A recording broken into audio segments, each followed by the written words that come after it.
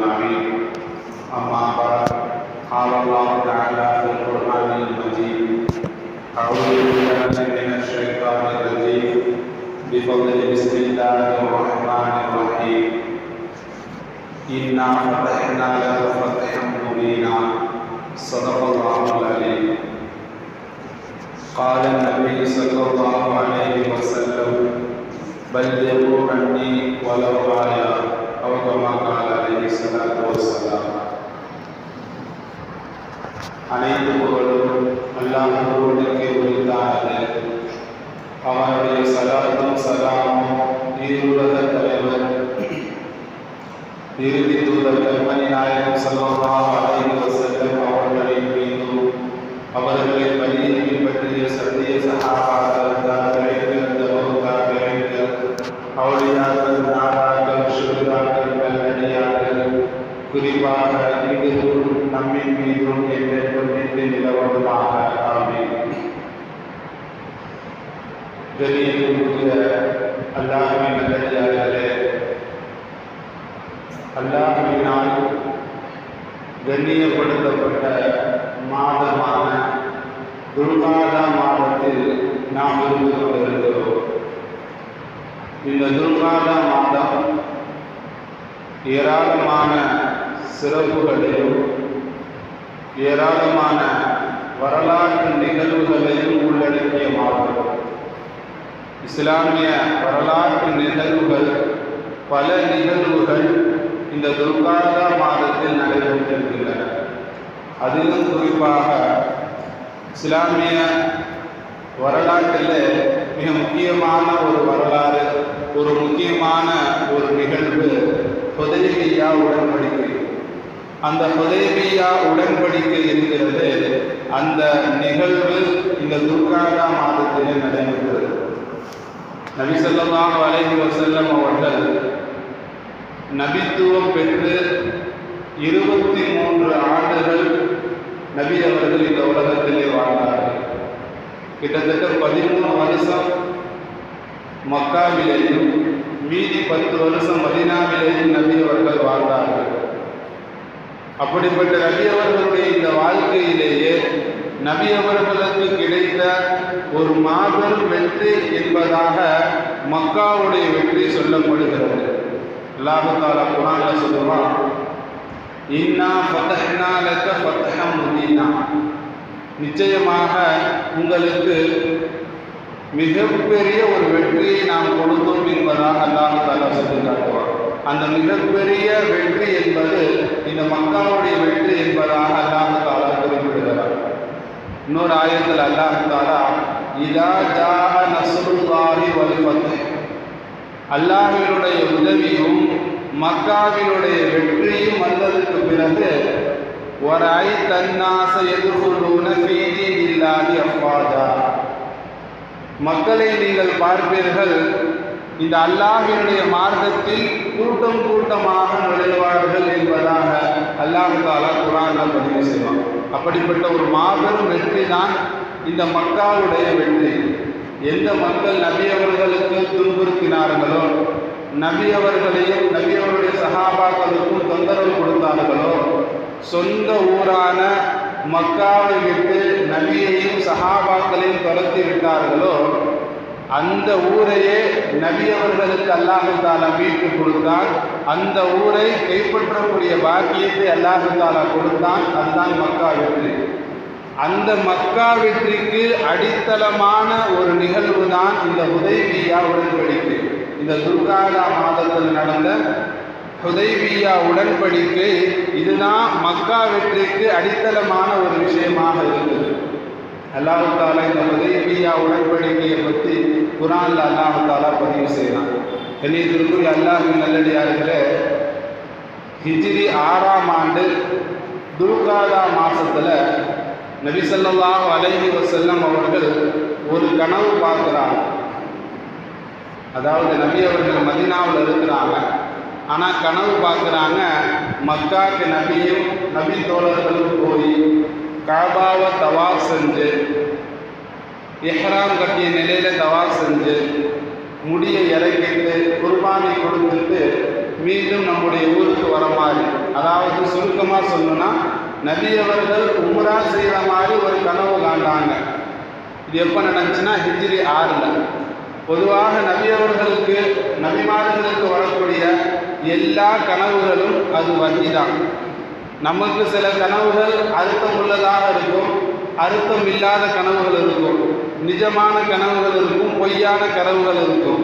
ஆனால் நபிமார்களுக்கு வரக்கூடிய எல்லா கனவுகளும் அர்த்தம் உள்ள கனவு, அல்லாஹ்வினுடைய வஹியாக இருக்கும். அதன் அடிப்படையில் நபி அவர்களுக்கும் அந்த கனவு வந்துச்சு. நபி அவர்களும் அடுத்த நாள் சுகுரு தொழுதுட்டு சஹாபாக்களை பார்த்து சொன்னாங்க, இந்த மாதிரி நாம் உம்ரா செய்த மாதிரி கனவு கண்டேன், அதனால் நாம் உம்ரா போகலாம் என்பதாக நபி ஸல்லல்லாஹு அலைஹி வஸல்லம் அவங்க சொன்னாங்க. அப்போ சஹாபாக்கள்கிட்ட சொன்னாங்க, நீங்களும் வாங்க உம்ராக்கு போகலாம் அப்படின்னு சொல்லி. கிட்டத்தட்ட நபி அவருடைய மனைவி உம்மு சலமா ரலியல்லாஹு அன்ஹா, அதுக்கு பிறகு ஒரு 1400 சஹாபாக்கள் உம்ராவுக்காக வேண்டி புறப்படுறாங்க.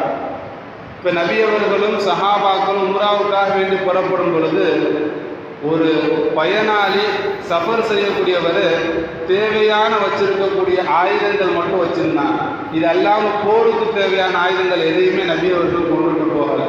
குர்பானுடைய பிராணிகளை நபி அவர்கள் கொண்டுட்டு போகிறாங்க.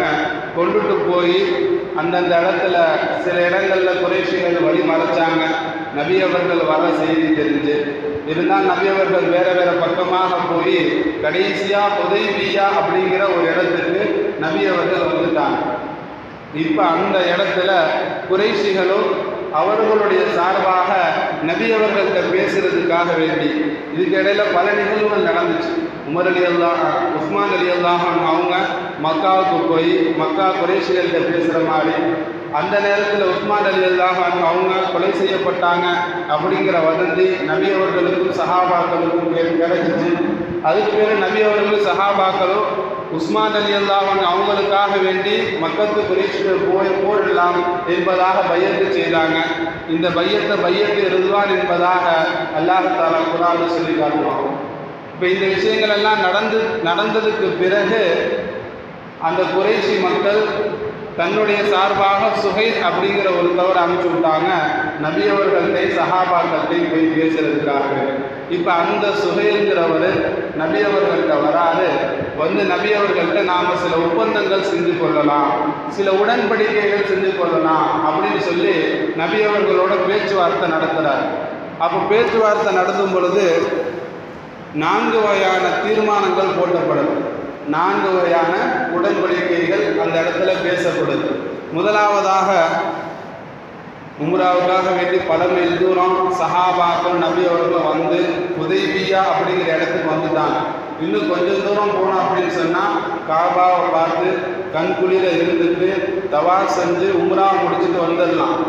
இப்போ இந்த சஹாபாக்களையும் நபி அவர்களையும் அந்த மக்கள் சொன்னாங்க, இந்த வருஷம் நீங்கள் உம்ராவுக்கு போகக்கூடாது, உம்ரா நீங்கள் செய்யக்கூடாது, அடுத்த வருஷம் வேணால் நீங்கள் உம்ராவுக்காக வேண்டி வந்து 3 நாள் இருந்துட்டு நீங்கள் உம்ரா செய்துட்டு போகலாம், ஆனால் இந்த வருஷம் நீங்கள் போகக்கூடாது அப்படிங்கிற ஒரு தீர்மானத்தை போகிறாங்க. நபி அவர்களும் அதுக்கு ஒத்துக்கிறாங்க. அடுத்து 2வதாக ஒரு தீர்மானம் நமக்கு மத்தியில் தொடர்ந்து போராக நடந்து கொண்டு இருக்குது. எங்கள் சார்பிலேருந்து உங்களை அடிக்கிறோம், உங்கள் சார்பிலேருந்து எங்களை அடிக்கிறீங்க, ஒரே ஒரு பதட்டமான சூழ்நிலையாக நமக்கு மத்தியில் நடந்துட்டு இருக்கு. அதனால என்ன செய்வோம் அப்படின்னு சொன்னால், ஒரு 10 வருஷம் நமக்கு மத்தியில் சமாதான உடன்படிக்கை போட்டுக்கலாம். அடுத்து வரக்கூடிய 10 வருஷம் நமக்கு மத்தியில் எந்த ஒரு சண்டையுமே இருக்கக்கூடாது அப்படின்னு சொல்லி அந்த சுஹைல் சொல்கிறார். அதுக்கு நபி அவர்கள் ஒத்துக்கிட்டாங்க. சரி. 3வதாக ஒரு மோசமான ஒரு ஒப்பந்தம் சொன்னாங்க.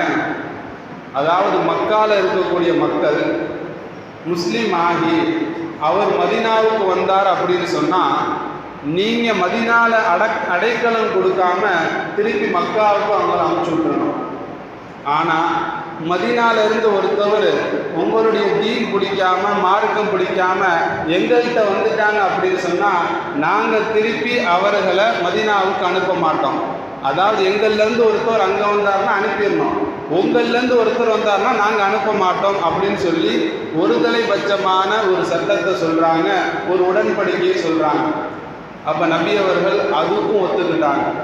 அடுத்து 4வதாக இந்த மாதிரி பக்கத்தில் பல வகையான கோத்திரங்கள் இருக்குது. நம்மளை சுற்றி பல வகையான குடும்பங்கள் கோத்திரங்கள் இருக்குது. அவங்க யார் கூட சேர்றாங்களோ அவங்களோட கூட்டு வச்சுக்கட்டும். அப்படி கூட்டு வச்சுக்கிட்டாங்க அப்படின்னு சொன்னால் அவங்களையும் நீங்கள் தாக்கக்கூடாது. உதாரணமாக என் கூட சில கோத்திரங்கள் சேர்ந்துட்டாங்க அப்படின்னு சொன்னால் எங்களையும் நீங்கள் 10 வருஷம் போர் புரியக்கூடாது, அவங்களோடையும் போர் புரியக்கூடாது. அதே மாதிரி உங்களோட ஒரு கூட்டம் சேர்ந்துருச்சு அப்படின்னு சொன்னால் அவங்களோடையும் நாங்கள் போர் புரிய மாட்டோம், உங்களோடையும் போர் புரிய மாட்டோம் அப்படின்னு சொல்லி ஒரு 4 வகையான தீர்மானங்களை உடன்படிக்கைகளை போடுறாங்க. இதில் 2 உடன்படிக்கை நியாயமான உடன்படிக்கை, 2 உடன்படிக்கை இருக்குது அநியாயமான உடன்படிக்கை. அது என்ன நியாயமான உடன்படிக்கை அப்படின்னு சொன்னால் 10 வருஷம் நம்ம 2 பேர்த்துக்கு மத்தியில் சண்டை இல்லை, இது நியாயமான ஒன்று. 2வது, அதாவது உங்களோட சேர்ந்தவங்களை நாங்கள் தாக்க மாட்டோம், எங்களோட சேர்ந்தவங்களை நீங்கள் தாக்கக்கூடாது, இதுவும் சரியான ஒரு உடன்படிக்கை. ஆனால் மீதமுள்ள 2 உடன்படிக்கை இருக்குது. இது ஒரு ஆக மோசமான ஒரு தலைபட்சமான உடன்படிக்கையை அவங்க சொன்னாங்க, கோரிக்கைகளை வச்சாங்க.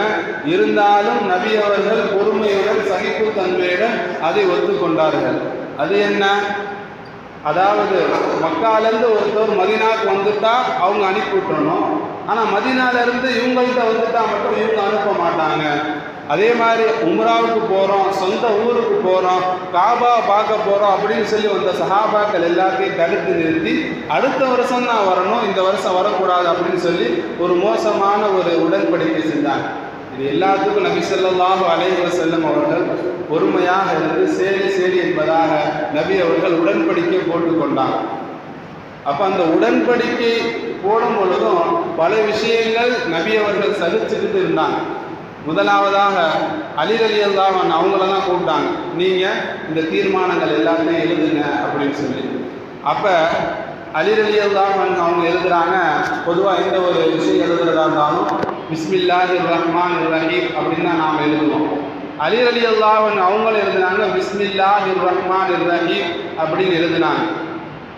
அப்போ அதை பார்த்துட்டு அந்த சுஹைலுங்கிறவன், இது என்ன அர் ரஹ்மான் அர் ரஹீம்ங்கிறது இப்படி நான் கேள்விப்பட்டதெல்லாம் இல்லை, அல்லாஹ் தெரியும் இது யார் ரஹ்மான் இது யார் ரஹீம், அதனால் இந்த வார்த்தையை அழிச்சிருங்க, இந்த வார்த்தையை அழிச்சிட்டு பிஸ்மி கல்லாஹும்ம யா அல்லாஹ் உன்னுடைய பெயரை கொண்டு ஆரம்பம் செய்கிறேன் அப்படிங்கிற அந்த வார்த்தையை போடுங்க, நீங்கள் போடுற வார்த்தையை போடாதீங்கன்னு சொன்னால் அந்த சுஹைலுங்கிறவர். அதுக்கு நபி அவர்கள் சரி உமரே அலியே நீங்கள் அந்த மாதிரி அழிச்சிட்டு அந்த மாதிரி போட்டுருன்னு சொன்னான். அடுத்து இந்த ஃப்ரம் அட்ரஸ் டு அட்ரஸ் என்பதாக போடுவாங்கல்ல, என்கிட்ட இருந்து இவருக்கு நான் எழுதக்கூடிய கடிதம் அப்படின்னு சொல்லும் பொழுது நபி அவர்களுடைய பேரை போடும் பொழுது அலி ரலியல்லாஹு அன்ஹு அவங்க மின் முஹம்மதின் ரசூலில்லா அப்படின்னு எழுதினாங்க. அப்போ அந்த சுஹைலுங்கிறவன் பார்த்துட்டு இது என்ன ரசூலுல்லான்னு போடுறீங்க, இவர் அல்லாஹ்வுடைய தூதர் அப்படிங்கிறத நாங்கள் தான் நம்பவே இல்லையே, நாங்கள் தான் நம்பணும் அப்படின்னு சொன்னால் இவர் தான் உம்ராவுக்கு போக சொல்லியிருப்போமே, இவரோட சண்டையே போட்டிருக்க மாட்டோமே, நாங்கள் நம்பாதனால தானே இதெல்லாம் நடக்குது அப்படின்னு சொல்லிட்டு இதை நீங்கள் அழிச்சிட்டு மீன் முஹம்மதின் இப்னி அப்துல்லான்னு போடுங்க, அதாவது அப்துல்லாவுடைய மகன் முஹம்மது அப்படிங்கிற பேரை மட்டும் போடுங்க, இந்த ரசூலுல்லான்னு போடக்கூடாதுன்னு சொன்னாங்க. அதுக்கும் நபி ஸல்லல்லாஹு அலைஹி வஸல்லம் அவங்க பொறுமையாக இருந்துட்டு சரி அலியே அந்த ரசூலுல்லாங்கிற வார்த்தையை நீங்கள் அழிச்சிருங்கன்றாங்க. அப்போ அலி ரலியல்லாஹு அன்ஹு அவங்க யா ரசூலல்லாஹ் ரசூலுல்லாங்கிற உங்கள் பேருக்கு பின்னாடி இருக்கக்கூடிய அந்த வார்த்தையை என் கையால் நான் அழிக்க மாட்டேன், என்னை விட்டுருங்கன்னு சொல்லிடுவாங்க. அப்போ நபி அவர்கள் எங்கே எழுதிருக்கீங்க ரசூலுல்லான்னு காமிங்கன்னு சொல்லி நபி அவர்கள் தன்னுடைய கையால் அழிச்சிட்டு அந்த இடத்துல இப்னு அப்துல்லான்னு போடுங்க, அப்துல்லாவுடைய மகன் முஹம்மது அப்படின்னு போடுங்கன்னு சொல்லி நபி அவர்கள் அந்த இடத்துலையும் விட்டு கொடுத்துட்டு போனாங்க. அதுக்கு பிறகு கையெழுத்தானதுக்கு பிறகு சஹாபாக்களுக்கெல்லாம் பெரிய ஆதங்கம், இந்த வருஷம் நாம் உம்ரா செய்யக்கூடாதுன்னு சொல்லிட்டாங்க, அடுத்த வருஷம் தான் நாம் செய்யணும்னு சொல்லிட்டாங்க, அதனால் வாங்க போகலாம் அப்படின்னு சொல்லி நபி ஸல்லல்லாஹு அலைஹி வஸல்லம் அவங்க சொன்னப்ப சஹாபாக்கள் எல்லாம் அந்த இடத்த விட்டு நகரலை, நபி அவர்கள் சொன்னதை பேச்சை கேட்கலை.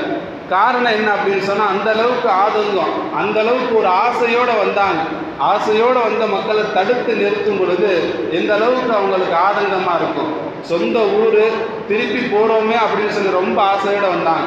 அது மட்டுமா, காபத்துல்லா இருக்கக்கூடிய ஊர், காபத்துல்லாவை பார்க்குறதுக்கு ஒவ்வொரு முஸ்லீமும் எப்படி ஆசைப்படுறோம். அப்போ சஹாபாக்கள் எல்லாம் ஆசையோடு வந்தாங்க. அவங்கள தடுத்து நிறுத்திட்டு அடுத்த வருஷம்தான் வரணும் அப்படின்னு சொல்லும் பொழுது சஹாபாக்களுக்கெல்லாம் ஆதங்கம் தாங்கலை. உமர் ரலியல்லாஹு அன்ஹு அவங்கெல்லாம் நேராக நபிகிட்டே வந்துட்டாங்க. வந்து யா ரசூலல்லாஹ், நீங்கள் அல்லாஹ்வுடைய உண்மையான தூதர் தானே அப்படின்லாம் கேள்வி கேட்டாங்க. இப்போ நபி அவர்கள் பொறுமையாக சொன்னாங்க, ஆமாம் அல்லாஹ்வுடைய தூதர் தான். அப்போ நாம தானே சத்தியத்தில் இருக்கோம், அவங்க தான் அசத்தியத்தில் இருக்கிறாங்க, நாம் எதுக்கு பணிஞ்சு போகணும், வாங்க சண்டை போடலாம்னு கேட்டாங்க. அப்போ நபி அவர்கள், வேணாம், அல்லாஹ் என்ன கட்டளையிட்டானோ அதை செய்கிறது தான் நான். இப்போ அல்லாஹ் தாலா இப்படி சகிப்பு தன்மையோடு போகணும்னு கட்டளை இட்டிருக்கான், அதனால பொறுமையாகத்தான் நான் போவேன்னு சொல்லி நபி அவர்கள் இருந்துட்டாங்க. இப்போ நபி அவர்களுக்கு ஒரு கவலை, நாம் சொல்லி சஹாபாக்கள் கேட்காம இருக்கிறாங்களே அப்படின்னு சொல்லி தன்னுடைய மனைவிகிட்ட போனாங்க. உம்மு சலமா ரலியல்லாஹு அன்ஹா அவங்கள்ட்ட, இந்த மாதிரி நான் சொல்கிறேன், திருப்பி நம்ம ஊருக்கு போயிடலாம், திருப்பி நாம் மொட்டை அடிச்சுட்டு குர்பானி கொடுத்துட்டு நம்ம ஊருக்கு போயிடலாம், அடுத்த வருஷம் வரலான்னு சொல்கிற யாரும் கேட்க மாட்டேங்கிறாங்க அப்படின்னு சொல்லி தன்னுடைய மனைவிகிட்ட மஷூரா கேட்டாங்க.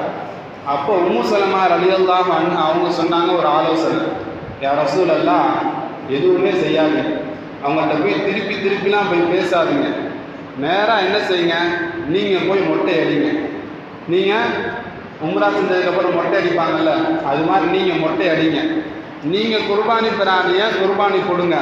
அதுக்கு பிறகு நீங்கள் பாட்டுக்கு யார்கிட்டையும் சொல்லாமல் நீங்கள் பாட்டுக்கு கிளம்பி போங்க. அதுக்கு பிறகு தானாக எல்லாருமே வந்துடுவாங்கன்னு சொன்னாங்க. அதே மாதிரி தன்னுடைய மனைவி சொன்ன அந்த மஷூராவை நபி ஸல்லல்லாஹு அலைஹி வஸல்லம் அவங்க ஏற்றுக்கிட்டாங்க. ஏற்றுக்கிட்டு நபியவர்கள் முடியை இறக்குறாங்க, குர்பானி கொடுக்குறாங்க. நபியவர்கள் போகிறாங்க, சஹாபாக்கள் எல்லாமே தானாக தன்னுடைய முடியை இறக்கிட்டு குர்பானி கொடுத்துட்டு நபியவங்க பின்னாடி எல்லா சஹாபாக்களும் போக ஆரம்பிச்சுட்டாங்க. இப்போ போய்கிட்டு இருக்கக்கூடிய வழியில் அல்லாஹு தஆலா குர்ஆன் ஆயத்தை இறக்கிறான், இன்னா ஃபதஹ்னா லக ஃபத்ஹம் முபீனா, நபியே ஒரு மகத்தான வெற்றியை நாம் கொடுத்துட்டோம் என்பதாக அல்லாஹு தஆலா குர்ஆன் வசனங்களை இறக்கிறான். அதாவது வெளிரங்கத்தில் பார்க்கும் பொழுது தோத்துட்டு வரோமே, அவன் என்ன சொன்னாலுமே தலையாட்டிட்டு வந்தாங்களே அப்படிங்கிற ஒரு சிந்தனை தான் வெளிரங்கத்தில் இருந்துச்சு. ஆனால் அல்லாஹ் தஆலா உள்ரங்கத்தை அறியக்கூடியவன், இதனால பின்னாடி என்ன நடக்கும் அப்படிங்கிறத அல்லாஹ் ஒருவன் தான் அறியக்கூடியவன். அவன் சொன்னா, இப்போ நீங்கள் வந்தீங்கல்ல, சகிச்சுக்கிட்டு வந்தீங்கல்ல, பொறுமையாக சமாதானம் செஞ்சுட்டு வந்தீங்கல்ல, இந்த காரியம் சாதாரண காரியம் இல்லை, மிகப்பெரிய வெற்றிக்கு வழிவகுக்கக்கூடிய ஒரு காரியம் என்பதாக அல்லாஹ் தஆலா குர்ஆன் ஆயத்தை இறங்கலாம். இப்போ நபி ஸல்லல்லாஹு அலைஹி வஸல்லம் அவங்க உமர் ரலியல்லாஹு அன்ஹு அவங்கள்ட்ட சொன்னாங்க, இந்த மாதிரி வெற்றி என்பதாக அல்லாஹ் தஆலா குர்ஆன் ஆயத்தை இறக்கிட்டாங்க. அப்போ உமர் ரலியல்லாஹு அன்ஹு அவங்க, யா ரசூலல்லாஹ், நான் சொன்னது தப்பு தான், நான் பேசுனது தப்பு தான் என்பதாக நபி அவர்கள் ஒத்துக்கொண்டாங்க. சரியாக ஹிஜ்ரி 6 இது நடக்குது. எல்லாத்துக்குமே பணிஞ்சு நபி அவர்கள் போனாங்க. ஹிஜ்ரி 8 அல்லாஹு தாலா மக்காவுடைய வெற்றி அல்லாஹு தாலா கொடுத்தான். அந்த ஒப்பந்தத்தில் ஒரு ஒப்பந்தம் என்ன அப்படின்னு சொன்னால், எங்களோட கூட்டு சேர்ந்தவங்களை நீங்கள் தாக்கக்கூடாது, உங்களோட கூட்டு சேர்ந்தவங்களை நாங்கள் தாக்க மாட்டோம் அப்படிங்கிற ஒப்பந்தத்தை அவங்க மீறி நபியவர்களோட ஒப்பந்தம் விட்ட கூட்டு சேர்ந்த புசா என்று சொல்லக்கூடிய அந்த கோத்திரத்தார்களை மக்கத்து குறைஷிகள் அவங்களோட கூட்டு சேர்ந்த மக்கள் தாக்க ஆரம்பித்தாங்க. இப்போ இந்த மக்கள் நபியவர்கள்ட்ட வந்து, இந்த மாதிரி எங்களில் பல பேரை கொண்டுட்டாங்க, நீங்கள் வாங்க பலிக்கு பலி தீர்க்கலாம் அப்படின்னு சொன்னாங்க. அல்லாஹு தாலா குர்ஆன் ஆயத்தை இருக்கிறான், யார் ஒப்பந்தங்களை முறிச்சார்களோ அல்லாஹு தாலாவும் அவர்களை விட்டு நீங்கி விட்டான். இப்போ நீங்கள் தாராளமாக அவங்களுக்கு பலிக்கு பலி தீர்த்து கொள்ளலாம்னு சொன்னோன்னே நபி அவர்கள் 10,000 சஹாபாக்களோட மக்காவுக்கு போகிறாங்க. அல்லாஹு தாலா மக்காவை வெற்றியாக்கி கொடுத்தான். நபி அவர்களுடைய காலுக்கு கீழே எல்லா குறைஷிகளையும் அல்லாஹு தாலா ஆக்கலாம். கண்ணியத்திற்குரிய அல்லாஹ்வின் நல்லடியார்களே, இந்த ஹுதைபியா பல வகையான படிப்பினைகளை இந்த உம்மத்துக்கு தருது. நபி ஸல்லல்லாஹு அலைஹி வஸல்லம் அவர்களினுடைய சகிப்புத்தன்மையை நம்ம அவர்களுக்கு எடுத்து சொல்லுது. அது மட்டுமல்ல, இந்த ஹுதைபியாவின் மூலமாக நமக்கு கிடைக்கக்கூடிய மிக முக்கியமான ஒரு பாடம் என்ன அப்படின்னு சொன்னால், வாழ்க்கையில் சகிப்புத்தன்மை இருந்துச்சு அப்படின்னு சொன்னால் நிச்சயமாக அவருக்கு வெற்றி தான். நபி அவர்கள் அவங்க போட்ட எல்லா தீர்மானங்களுக்கும் ஒத்துக்கிட்டாங்க, சகிச்சுக்கிட்டு போனாங்க. அவர்கள் நபியோடைய பேருக்கு பின்னாடி ரசூலுல்லாஹ் போடக்கூடாதுன்னு சொன்னாங்க. சரி, பிஸ்மில்லாஹிர் ரஹ்மானிர் ரஹீம்ங்கிற வார்த்தை போடக்கூடாது, நாங்கள் சொல்கிற வார்த்தையை தான் போடணும் அப்படின்னு சொல்லி பல விஷயங்களை சொன்னாலும் நபி அவர்கள் சகிச்சுக்கிட்டு பொறுமையோட விட்டு கொடுத்து போனதுனால அல்லாஹு தாலா அடுத்த 2 வருஷத்துல யாரெல்லாம் நபி அவர்களை திட்டினாங்களோ, யாரெல்லாம் நபி அவர்களை தொந்தரவு கொடுத்தாங்களோ அவங்களையே ஆட்சி செய்யக்கூடிய இடத்துல அல்லாஹ் நபி அவர்களை வச்சான். காரணம் என்ன அப்படின்னு சொன்னால் சகிப்புத்தன்மை தான். நபி அவர்கள் பொறுமையாக இருந்தாங்க, வெற்றியை கொடுத்தாங்க. இதன் மூலமாக ஹுதைபியா நமக்கு சொல்லக்கூடிய ஒரு படிப்பினை, ஒரு பாடம் என்ன அப்படின்னு சொன்னால், நாம் நம்முடைய வாழ்க்கையில் எல்லா நேரத்திலையும் சகிப்புத்தன்மையாக இருந்தோம் அப்படின்னு சொன்னால் கண்டிப்பாக நம்முடைய வாழ்க்கையில் வெற்றிகள் குவிந்து கொண்டே இருக்கும். நம்முடைய குடும்பத்திலேயும் சரி சகிப்புத்தன்மையாக இருக்கிறோம். மனைவி இடத்துல கணவன், கணவன் இடத்துல மனைவி, அதே மாதிரி தொழில் செய்யக்கூடிய இடத்துலையும் பொறுமையாக இருக்கிறோம். அதே மாதிரி சுற்றி இருக்கக்கூடிய உறவினர்களிடத்துலையும் விட்டு கொடுத்து சகிப்புத்தன்மையோடு வாங்க அப்படின்னு சொன்னால் மக்கள் சொல்லுவாங்க, இவர் ஒரு ஏமாந்த ஆள், இவர் ஒரு இழிச்சவாயி, எல்லாமே ஏமாத்திடுவாங்க அப்படின்னு சொல்லி மக்கள் நம்மளை இந்த மாதிரி பேசுவாங்க. ஆனால் அல்லாஹ் கொடுக்கக்கூடிய வெற்றி என்பது பின்னாடி அல்லாஹு தாலா வெற்றியை கொடுப்பான். யாரெல்லாம் நம்மளை பேசுனாங்களோ பின்னாடி அவங்களே சொல்லுவாங்க, இவர் இவ்வளோ பெரிய வெற்றி அடைஞ்சதுக்கு காரணம் பொறுமையாக இருப்பார், சகிப்புத்தன்மையோடு இருப்பார் அப்படின்னு சொல்லக்கூடிய ஒரு சூழ்நிலை உண்டாகும். எனவே இந்த ஹுதைபியாவின் மூலமாக நமக்கு கிடைக்கக்கூடிய பாடம் என்ன அப்படின்னு சொன்னால், சகிப்புத்தன்மை நம்முடைய வாழ்க்கையில் மிக முக்கியமான ஒன்று. அது இருந்துச்சு அப்படின்னு சொன்னால் கண்டிப்பாக அல்லாஹ் தஆலா வெற்றியை நமக்கு கொடுப்பான். 2வது, ஆலோசனை நாம் செய்யணும். குறிப்பாக ஆலோசனை செய்யும் பொழுது நம்முடைய மனைவிமார்களிடத்திலையும் நாம் செய்யணும். குடும்பத்தில் நான் தான் பெரியவன், நான் என் மனைவிமார்களிடத்துல நான் ஆலோசனை செய்ய மாட்டேன், நான் என்ன முடிவோ அதுதான் நடப்பேன், அதுபடி தான் நடப்பேன் என்பதாக ஒருபோதும் நாம் நினைச்சிடக்கூடாது. எப்பப்போ யார் யார் இடத்துல தேவைகள் வருமோ, யார் யார் இடத்துல ஆலோசனைகள் செய்யக்கூடிய ஒரு சூழ்நிலை வருமோ அப்பப்போ அவங்களிடத்துல ஆலோசனை செய்யணும். அவங்க நமக்கு கீழே உள்ளவர்களாக இருந்தாலும் சரி, அதே போல் நம்முடைய குடும்பத்தில் இருக்கக்கூடிய மனைவிமார்களாக இருந்தாலும் சரி, அவர்களிடத்திலையும் ஆலோசனை செய்யணும். நபியவர்கள் எப்பேற்பட்ட ஒரு இக்கட்டான சூழ்நிலை, சஹாபாக்கள் நபி அவர்கள் சொன்னால் உடனே செஞ்சுருவாங்க. ஆனால் அந்த ஹுதைபியா உடன்படிக்கை முடிஞ்சிருச்சு, நபி அவங்க சொல்கிறாங்க திருப்பி வாங்க ஊருக்கு போகலாம். சஹாபாக்கள் எல்லாம் இல்லை வரமாட்டோம், எப்படியாச்சும் உம்ரா செஞ்சுட்டு தான் போவோன்னு உட்காந்துட்டாங்க.